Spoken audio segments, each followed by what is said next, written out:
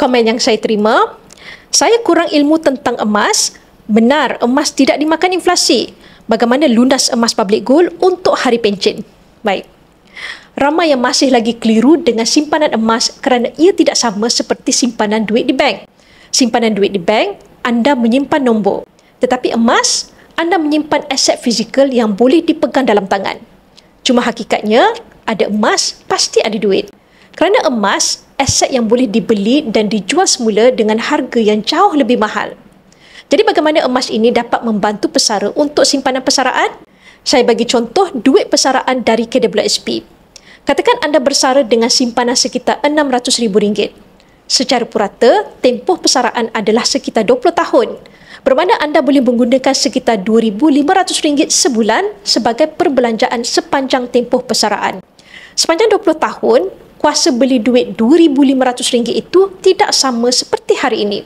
Walaupun anda mendapat dividen tahunan, tetapi anda belum mengambil kira tolakan zakat dan kadar inflasi. Harga barang dan kos sara hidup akan meningkat menyebabkan belanja bulanan RM2,500 tidak mencukupi 10-20 tahun akan datang. Berbeza dengan pesara yang bekukan duit persaraan dalam bentuk emas. Dengan perbelanjaan sekitar RM2,500, anda boleh bekukan simpanan dalam bentuk gold bar 5 gram. Anda boleh menjual gold bar 5 gram ini sebulan sekali atau anda boleh bekukan dalam saiz yang lebih besar.